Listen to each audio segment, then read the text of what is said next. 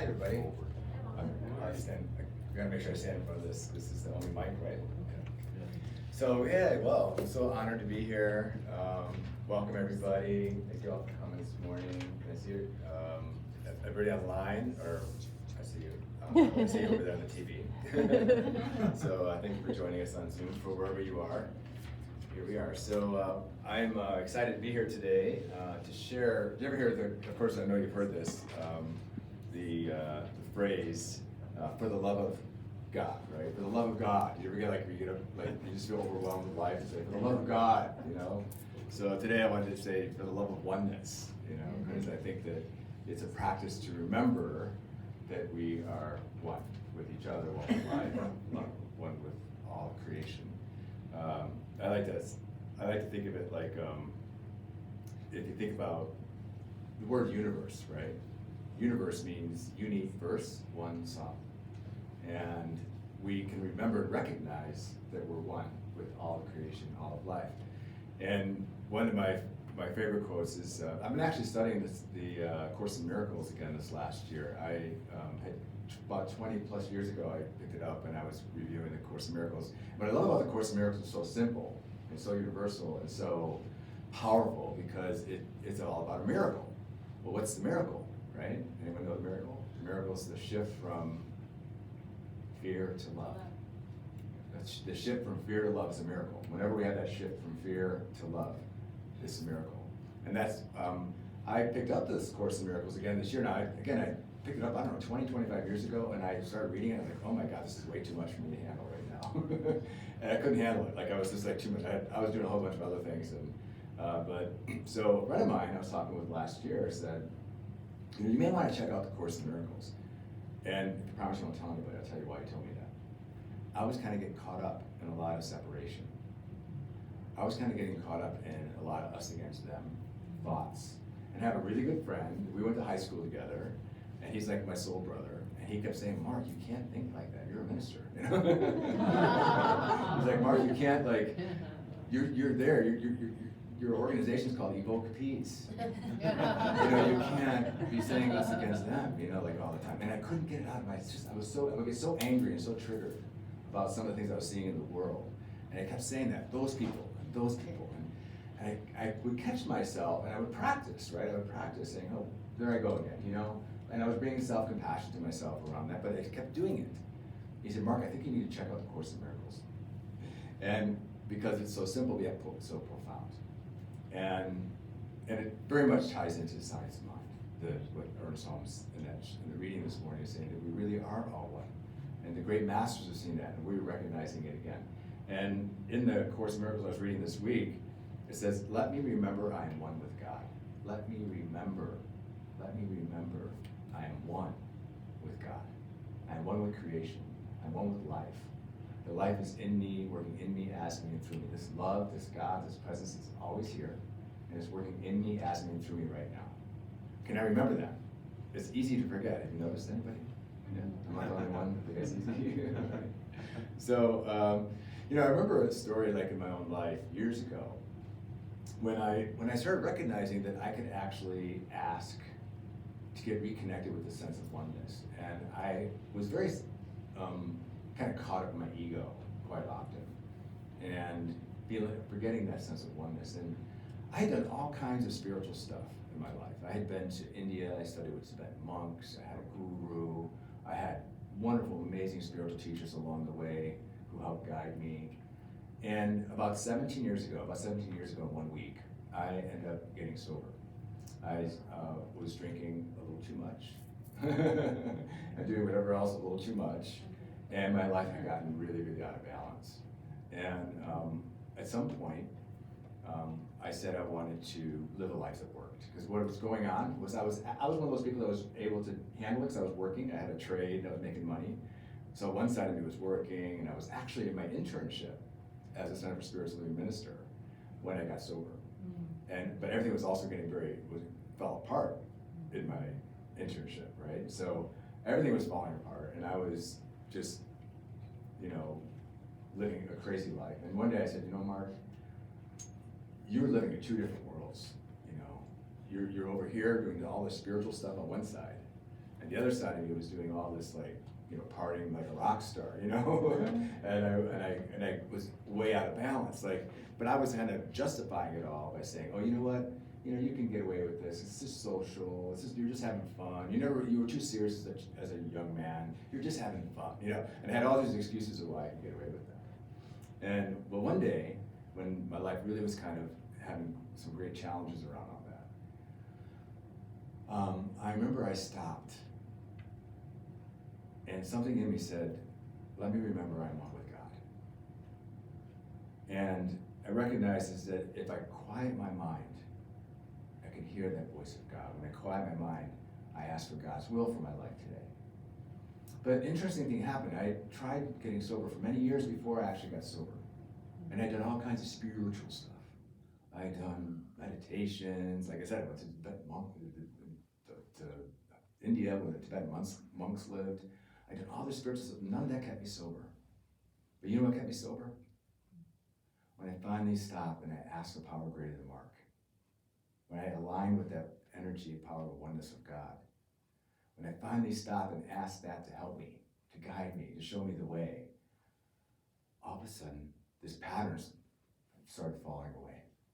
But it wasn't until I stopped and asked the power greater than Mark. I know it's hard to believe there's a power greater than Mark in the universe. It's hard to believe, right? But there is. I figured out the hard way. Something greater than Mark that is, working on my behalf and everyone's behalf, and if I could just tap into that, if I just give myself permission to stop for a few minutes and align with that vibration of peace, love, and oneness that is already within me, that's already within each of us, you see. And what happened when I did that, when I finally did that, it's almost like the universe conspires, one song conspires to work in our favor. But we have to do the work to get to alignment, to get into that place of oneness. It's like unconditional love, right? There's a love. So when I think of God, I think of love. For the love of God, let me remember I am one with God. Let me remember I'm one with love, right? Can I remember that? And if I can remember that, I can practice. In this place of oneness, I can share myself, my love, my light in the world in ways that I couldn't if I was so caught up in who I used to be, right? So I asked this power greater than Mark to help me one day. And I remember I was still having some difficulty not wanting to party in the way I used to party or drink in the way I used to drink. I was still having some difficulty, a little bit of an obsession around all that stuff. It was hard for me to let it go. And I guess I was addicted to it, like on some physical, mental, emotional, spiritual level. I was addicted to that pattern. And I kept trying to stop it, but I couldn't. But when I finally said, okay, hey, I'm going to ask the power greater than Mark.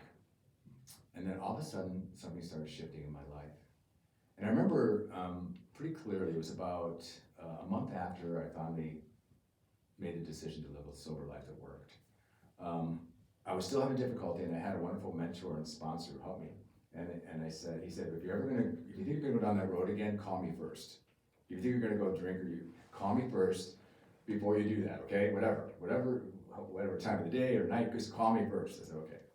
So it was a Sunday afternoon after church, after my spiritual community. It was always worse after Sunday, because I would always kind of hold it at bay until after Sunday, because I was in my internship, I had to look good, I was really good at doing that. But it was always the hardest right after that, I had to go back out, and it was hard for me. So here I am living in Chicago. I live in a third floor flat, a beautiful area called Uptown, really kind of cool, funky area on Broadway in Argyle. And I live on the third floor, and I could see the bar that I used to party at. I could hear the music. I could smell the beer bus. They would cook hot dogs and hamburgers cooking over there. That I used to, back in the days, eat that stuff. And I wanted to go so bad. I wanted to go over there and do what I used to do. I wanted to go because that's how I had fun. That's how I celebrated my life. How can I not do that anymore? I had all these reasons why I should still be able to do that, even though I knew it wasn't working. But I asked the power greater than Mark to help me. Let me remember I'm one with God. Let me remember I'm one with love and light and truth and wisdom. And I called my sponsor before I went over there. He said, hey, how about this? Why don't we make a plan for dinner, and then we'll go to a meeting. I said, okay, cool. So we made this plan. We go to the meeting. But before that, I had to get my truck ready because I was in construction at the time, and I had to get my truck ready for Monday morning. So I'm getting my truck ready, and I'm trying to throw all this. I had a lot of garbage from the week before in my truck that I had to clean out and then throw it into the garbage dumpster. And the place where I lived was like there was like 20 units, so they had these big garbage dumpsters like they have in the big cities. But on Monday morning, the garbage trucks come, and so by Sunday they're filled to overflowing by everyone's garbage. And so I'm trying to get all this garbage out of my truck and into these garbage cans that are full, and stuffing 2x4s in there and trying to get all this stuff in there. And I'm just, you know, and I'm in a cool place, you know, because I surrendered, right? And I'm getting it all in there, and all of a sudden I notice on top of the pile of garbage, there's this plaque. There's a piece of artwork.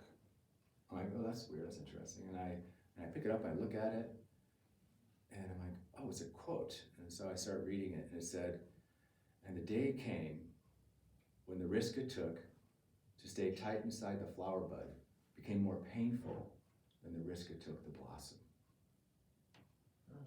Wow. And the day came when the risk it took to stay tight inside the bud became more painful than the risk it took to blossom. And oh my God. Right? For the love of oneness. I mean, what are the chances of that being on the top of a pile of garbage? That was my life, right? At the time, right? I mean, I'm a little slow learner. You know, it has to be very blatant for me to get it. And I started recognizing, as I got sober, that this was happening all the time. That I was, you know, universe, one song. The universe is singing to us every day, always, in every way. If I but would hear what it's sharing, what it's saying. And I was covered up by the pattern of my drinking and using to some degrees. Now I wasn't really raging alcoholic, but I had issues, like they were covering me up. I was poisoning myself, you know, literally every week to some degrees. And so I was covered up. And so once I kind of let go of that, everything started opening up, you know? And I started using this prayer of asking God. I could ask. I didn't realize I could ask a power greater than Mark. Go figure. You know, I had done all the spiritual stuff, and I never asked. You know, in Science of Mind, we have a wonderful teaching, don't we? Very powerful teaching. It says if you affirm the truth, and if you stand in that and you live in that truth, you can start to create that in your life. I knew that. I was doing that, but it wasn't working because I was sabotaging it, right? And I was doing all these affirmations and all this stuff and all this, you know, I studied the world religion, I did all the spiritual stuff, but that wasn't keeping me sober. I never stopped to ask a power greater than Mark to help me, to guide me, to heal me, you know. And it was in that asking that this became a part of my life, to where I started recognizing that I could use this, that God was using me if I would just but let this presence use me, because I am one with God. Let me remember. I want to emphasize that. Let me remember. Didn't someone say something about forgetting in the reading? Wasn't that the part of the reading? You know, we forget, don't we? Let me remember that I am one with God.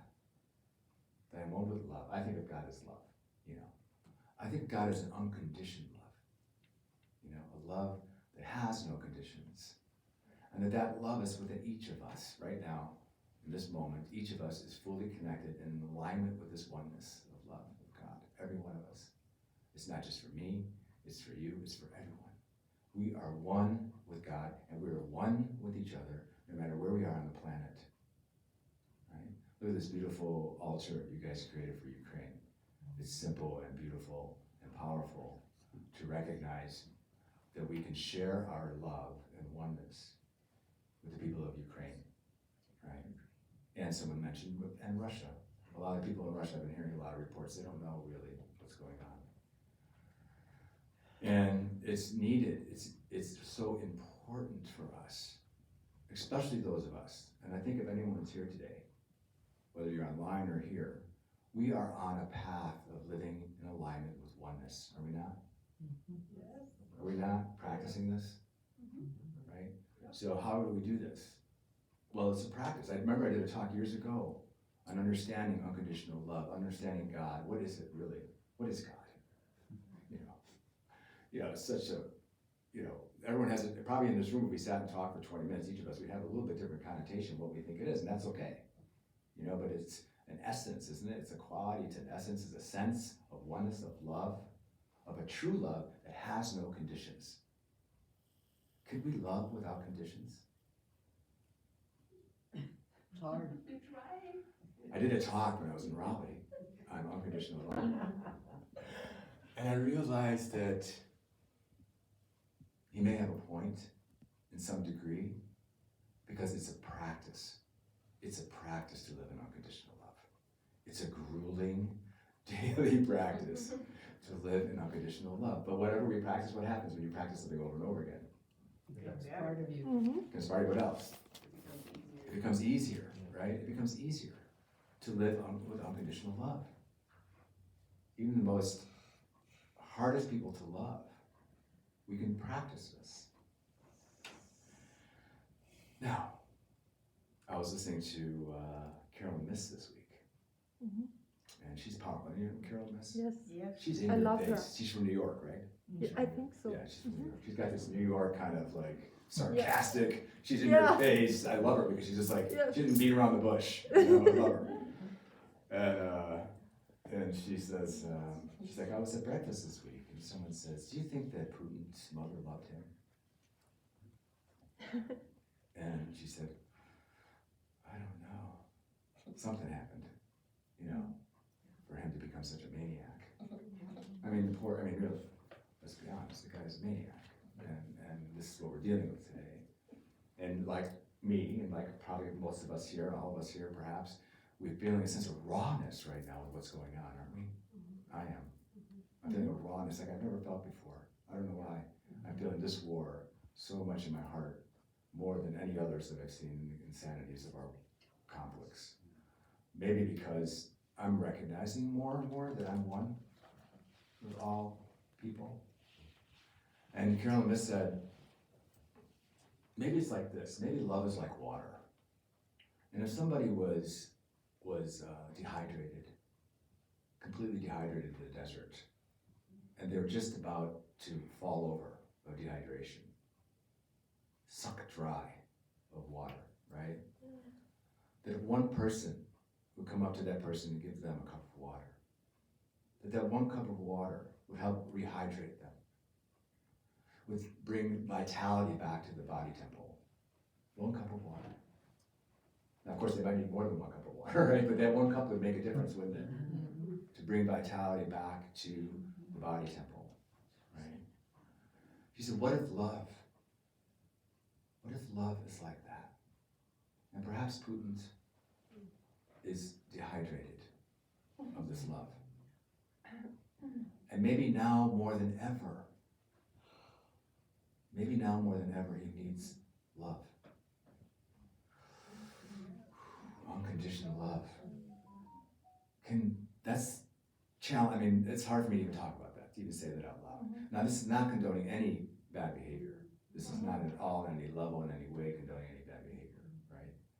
But maybe, just maybe, instead of weapons of mass destruction, this love is a weapon of mass construction. That was Carolyn Miss, by the way. I can't steal her quote. That was really good. It was good. Weapons of mass construction. And it is incumbent upon us, those of us who are here today, that we're ready, that we're here, we understand this stuff. We understand that there's one consciousness, one mind, one love, and it's everywhere present. It's in you and it's in me, it's everywhere. It's more important now than ever for us to share this love.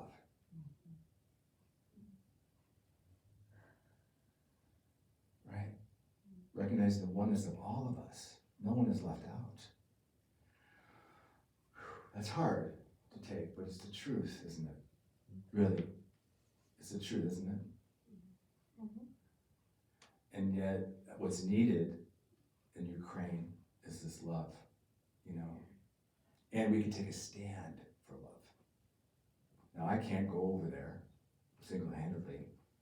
What I can do is I can make individually, one person can make a difference.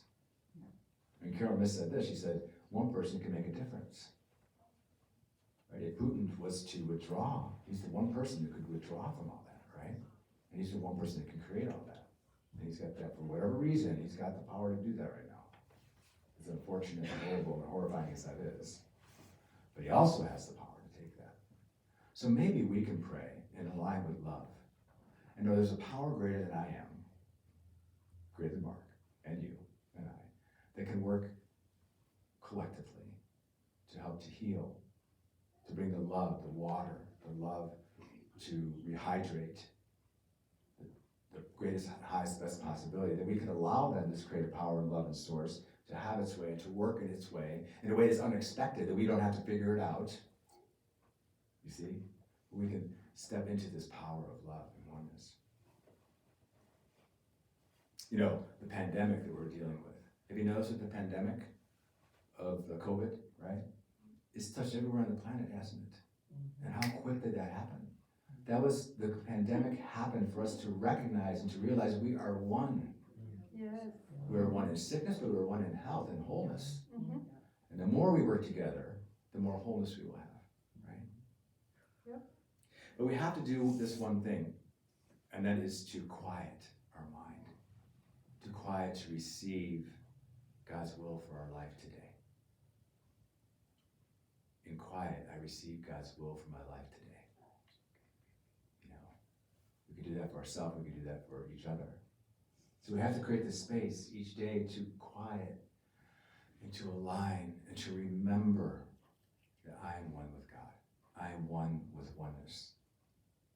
Right? I am one with love. Yeah? So I want to do a little practice with you all this morning.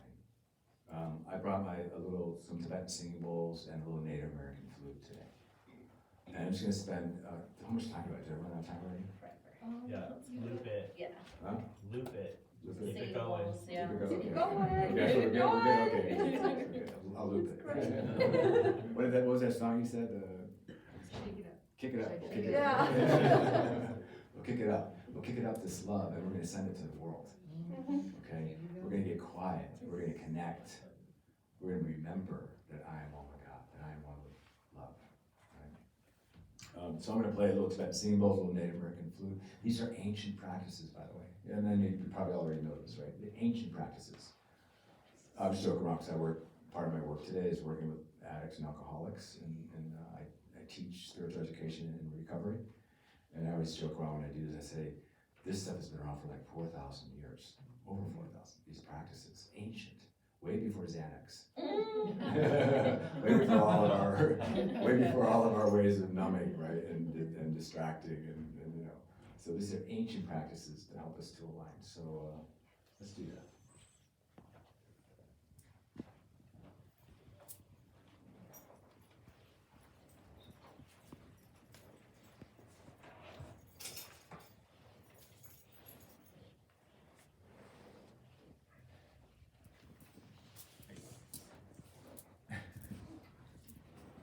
There we go. All right, so let's take a few conscious breaths.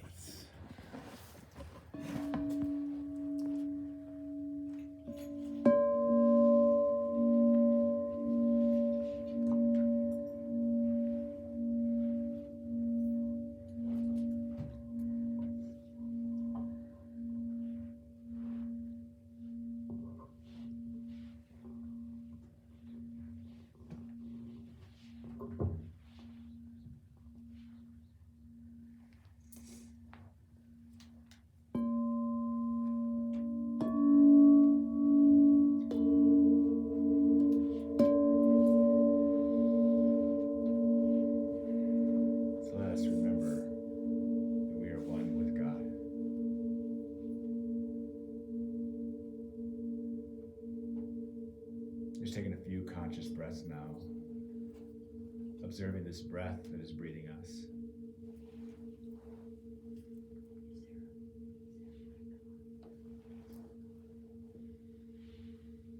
As we quiet and still our mind, we align in the presence of this love, of this God, knowing that it is everywhere present right now, in and through all of creation, in and through all of life, and is right here, right now, in and through each one of us, in and through me, in and through you.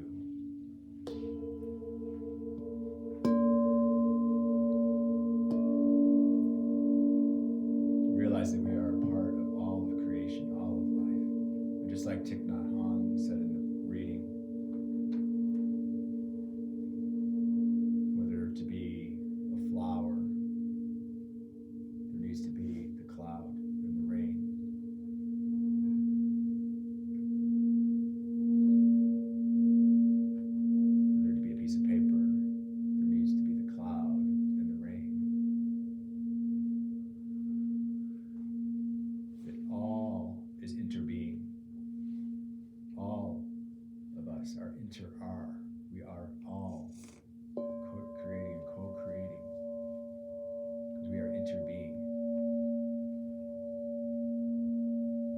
So let's interbe in the vibration of love, oneness, God, light.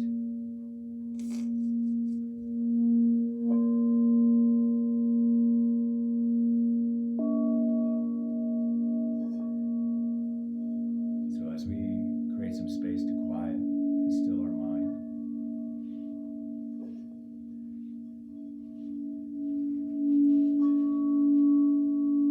we align in the vibration of oneness, of peace, of love, of harmony.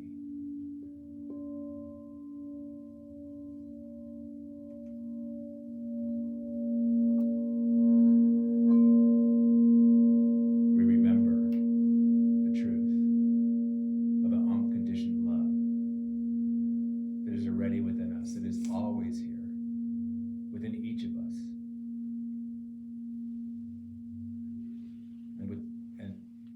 And through all of creation.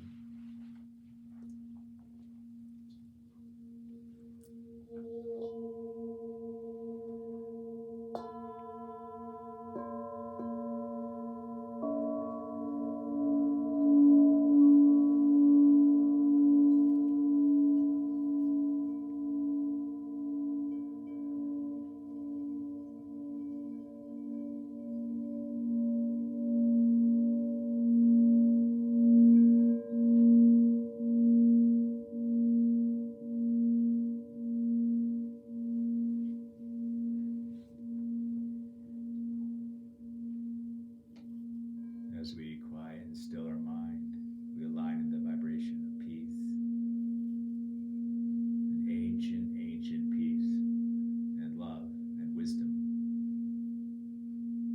that is always here, always within us. And is in all of creation, all sentient beings, all people, all life.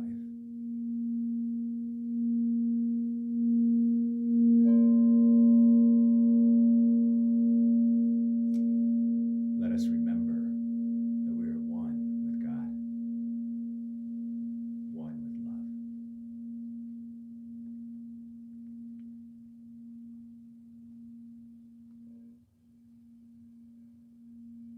In this quiet space and place, we ask, what is God's will for my life today?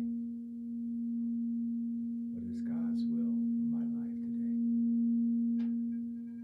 This God that speaks in your own voice, in your own heart.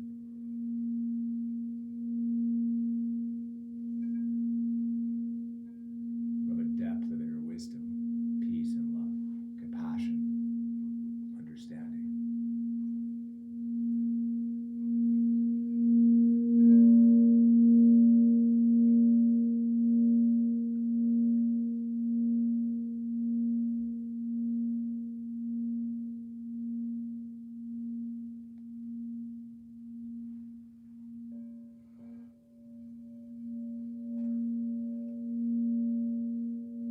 As we quiet and still our mind, we align the center of peace, a sanctuary within the center of our own heart,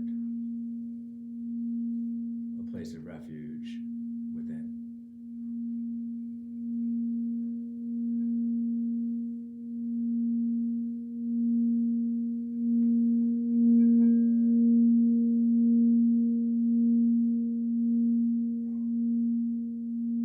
Feeling the vibration of peace and oneness right now in our own heart.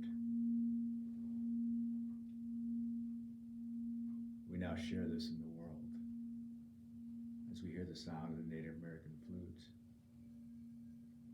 like a calling, a sound that ripples around the world. We could share this peace and